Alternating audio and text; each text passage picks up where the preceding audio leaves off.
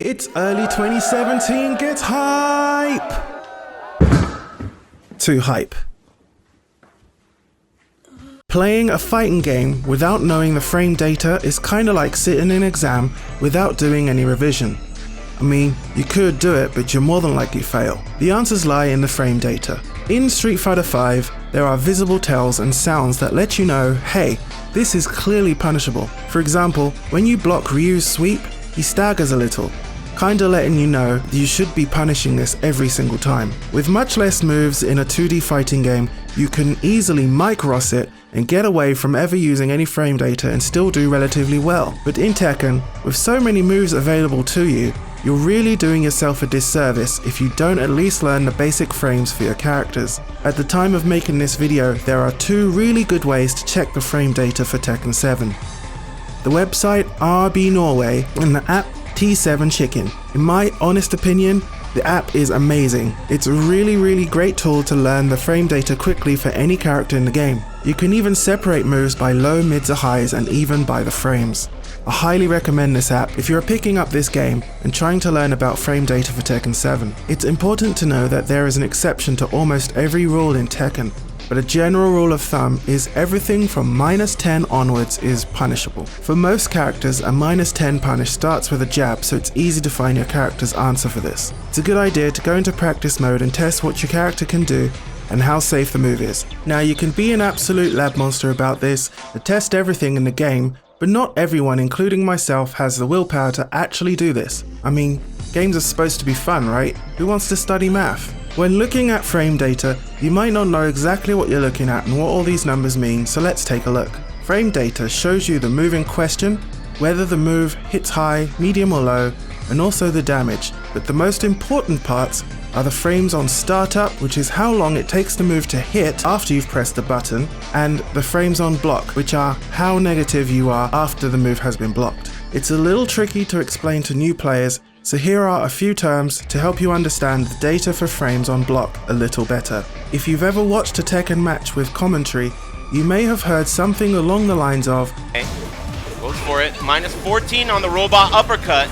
This means that he is negative on block for 14 frames. Negative on block refers to how long you cannot move after the move you did is blocked by the opponent. For example, a move that is -8 on block is pretty safe from punish, but you cannot move for 8 frames whilst your opponent can. You'd be giving your opponent 8 frames of advantage to move before you can. This doesn't sound like much, so let me give you a bigger example. Tekken does not have any frame data information in the game itself, but what it does have is an option called recovery animation. What this does is it shows you how long you are in animation before you cannot move by displaying the character in a blue color. Notice here how Akuma is visibly blue, much longer than Jin. It means that Jin is free to move before Akuma. Akuma's 1-2 is -17 on block, so if the opponent uses this move, you have 17 frames to do anything you want.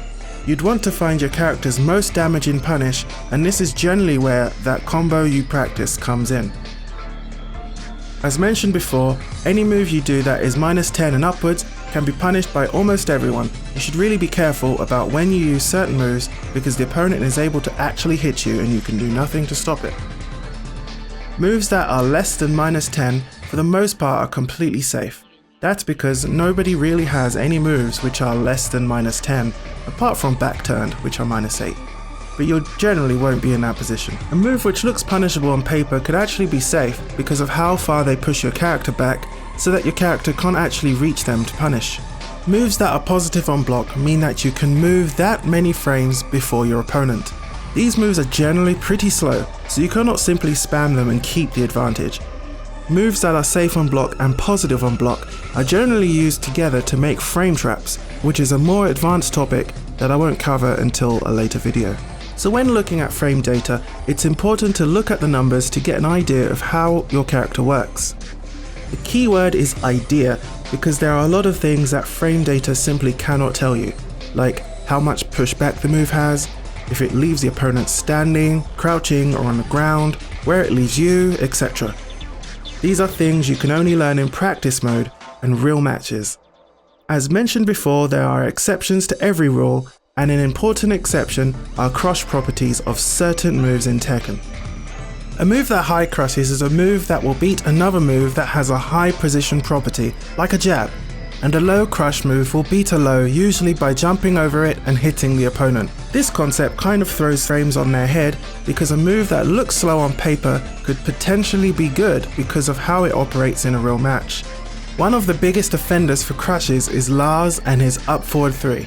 Whilst being 16 frames on paper, it seems like a slow move which should easily lose to all jabs, but its high crush properties means that it will often beat high moves that are faster than it, and sometimes in a super messed up situation, it would also beat mids. Most if not every character has a crush move in their move list, so it's an important thing to know in Tekken. This is just one example why it's super important to use practice mode to figure out what all the moves do, and use frame data alongside of practice mode to figure out how you are going to link all these moves together. For beginners, the concept of frame data can be really confusing and a little overwhelming at first, so if there is anything I've said in this video that you don't understand, please let me know in the comment section and I will do my best to answer. Frame data is really an essential tool to creating an airtight game plan, so you know with confidence, I'm at an advantage here, I should really press the attack, or I'm at a disadvantage, what can I do to get my advantage back? Fighting games are kind of a tug of war, and the math that lies beneath the surface is really important to learn. Go and experiment in practice mode. Thanks for watching, and I'll see you in the next video.